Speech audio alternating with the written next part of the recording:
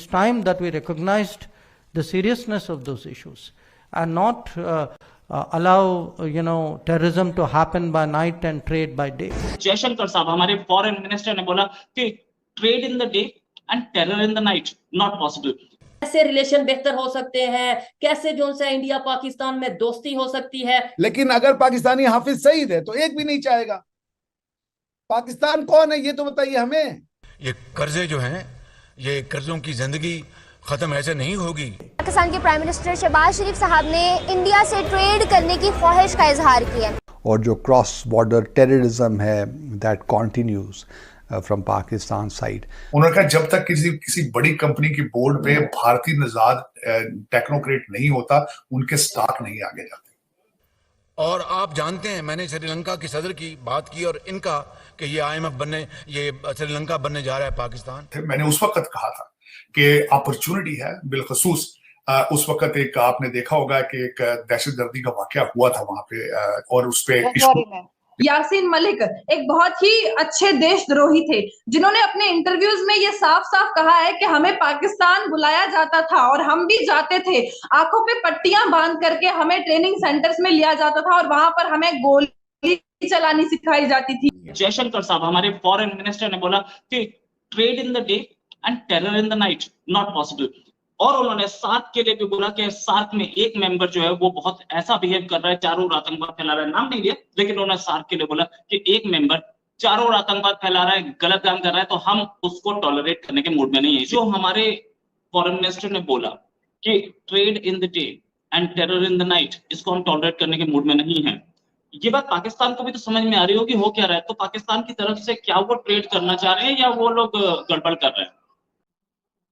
देखिए पाकिस्तान सब कुछ करना चाह रहा है लेकिन वो गड़बड़ करना छोड़ना नहीं चाह रहा है।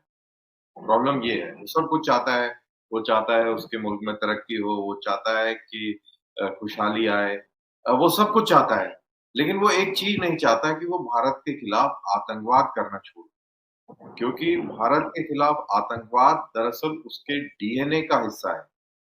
भारत से नफरत, अगर उसको प्रिसाइजली बोला जाए तो हिंदुओं से नफरत, ये उनका DNA है। और अगर वो जिस दिन वो ये नफरत छोड़ देंगे उस दिन पाकिस्तान के वजूद पर ही सवाल खड़ा हो जाएगा कि आप तो इसी नफरत की बिना पर बने थे। आपने अलग मुल्क तो इसीलिए बताया था ना कि आप हिंदुओं के साथ नहीं रह सकते हो।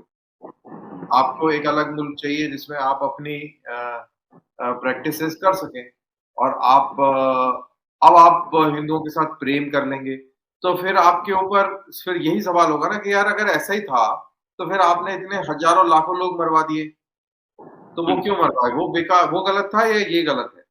तो इस तरीके का उसके ऊपर एक बहुत बड़ा असमंजस वाला सवाल रहता है पाकिस्तानी सोच के ऊपर, और उसके चलते अभी वो स्थिति नहीं आई कि वो आपसे नफरत छोड़ दे, लेकिन हाँ उसकी मजबूरी जरूर आई है कि आपसे दोस्ती करे। तो वो इस मजबूरी के तहत वो रास्ते तलाशता है कि आपसे दोस्ती कर ली जाए, लेकिन जो उसका जो DNA है, जो उसकी फितरत है, उसके चलते वो ये काम नहीं कर पा रहा है। तो अभी लेट्स सी ये कितने दशकों तक और ऐसे चलता है।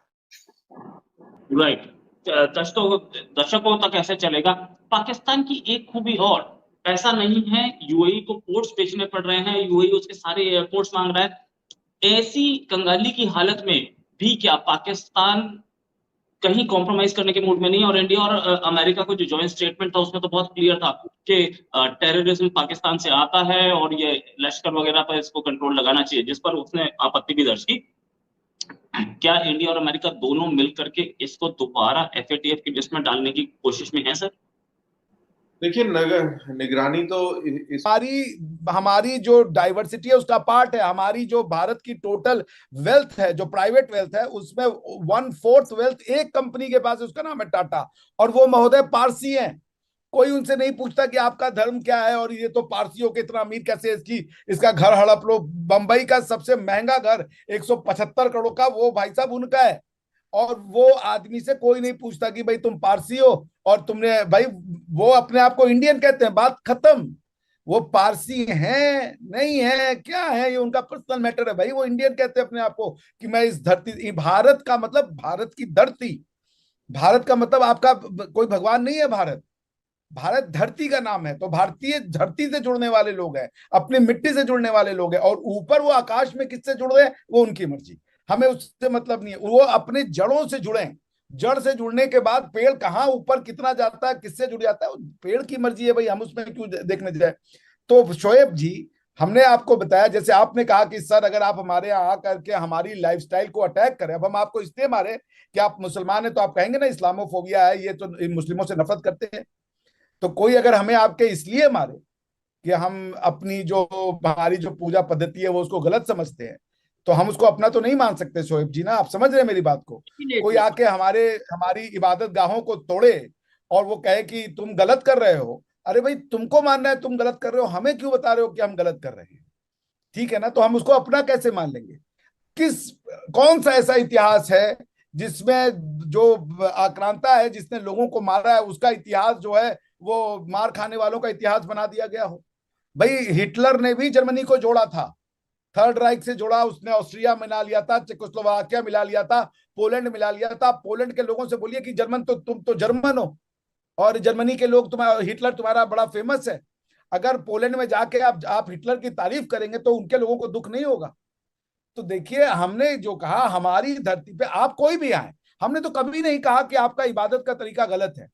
हमसे लोग कहते हैं आप इस्लामोफोबिक बातें करते हैं, मैंने कहा भाई हम लोग कैसे कह देंगे, हम तो कह रहे सब सही है, हम तो खुद भी इस्लाम में विश्वास रखने वाले लोग हैं। वो तो आप जो भाई, जब हमने कहा कि एकम सद बहुधा विप्रा वदंती, तो उसमें पैगंबर साहब भी आ गए, उसमें किसी और के देवी देवता भी आ गए, उसमें लॉर्ड जीसस क्राइस्ट भी आ गए, सब आ गए उसमें।